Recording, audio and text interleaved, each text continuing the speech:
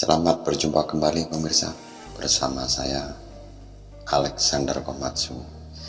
Dalam kesempatan ini saya akan membahas masalah penyikapan terhadap nilai-nilai yang ada di literatur buku ya. Muka tebal, hati hitam.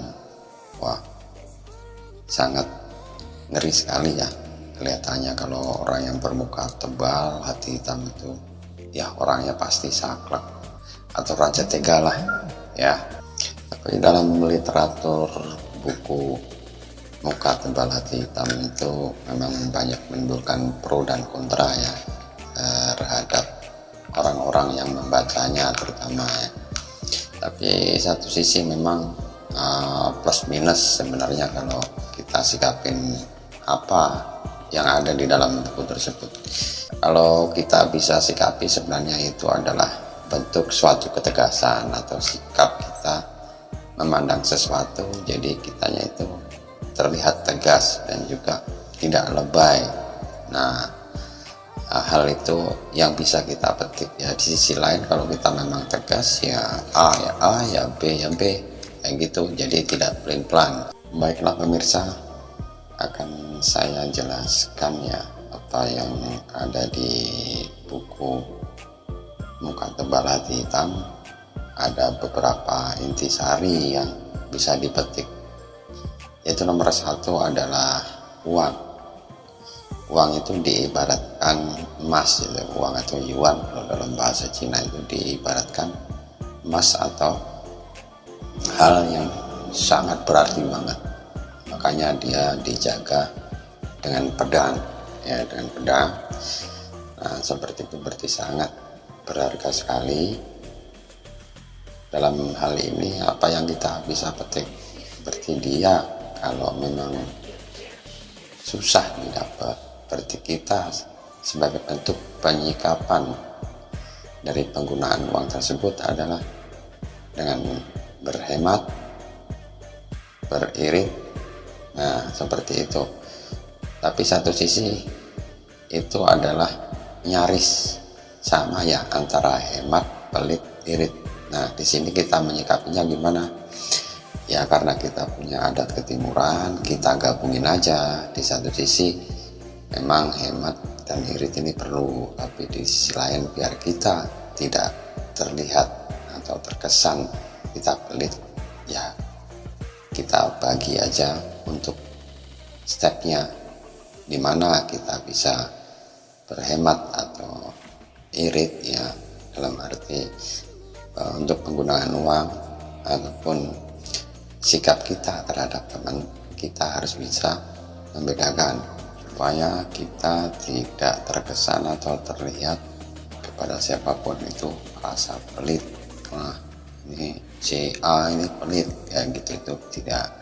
Jadi pintar-pintar kita menggabungkan antara ketiganya, hemat, irit, pelit itu nyaris memang, tapi tujuan utama untuk berhemat dan irit ini sebenarnya adalah hak kita. Tapi di sisi lain penyikapan agar tidak terkesan hemat atau irit tapi konotasinya negatif jadi pelit, makanya kita digabungin aja.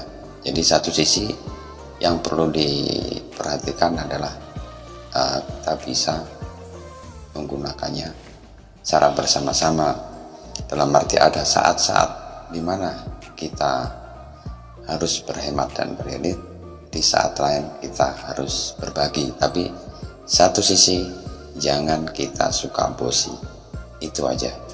Sedangkan untuk poin kedua ya, yang bisa kita petik dari muka tebal hati hitam ini adalah dengan bergulat ya. Artinya apa? Kita bergumul atau bergulat itu harus ada di papan atas. Maksudnya gimana? Jadi itu merupakan motivasi kita ya.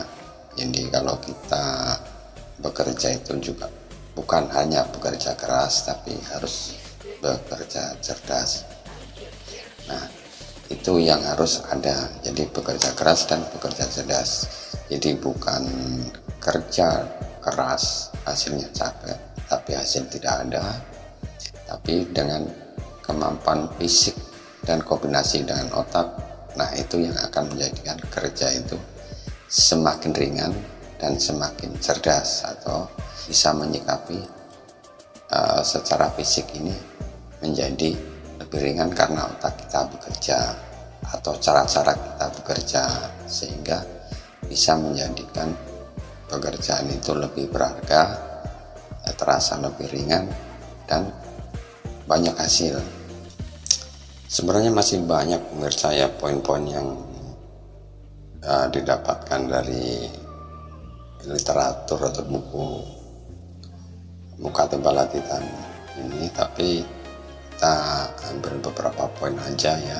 Untuk lengkapnya bisa dibaca itu buku Muka Tebal Hati Hitam, Thick Face Black Heart, Muka Tebal Hati Hitam. Dan yang ketiga adalah memberi atau merasa kasihan ya, itu adalah relatif. Jadi bukan kita kejam sekali, tapi satu sisi positif yang bisa kita ambil adalah kita tidak akan salah untuk membantu. Dalam arti kondisi tertentu itu memang kita diharuskan membantu, jadi tepat sasaran, tidak salah sasaran. Nah, kita membantu hanya kepada yang memang benar-benar tidak mampu. Contohnya sudah usia senja, yaitu secara fisik dan mungkin kemampuan berpikir juga berkurang, atau bahkan yang memang tidak bisa sama sekali karena keadaan fisiknya tidak memungkinkan untuk bekerja, misalnya cacat karena kecelakaan atau apapun itu, sehingga secara fisik dan kemungkinan dia tidak bisa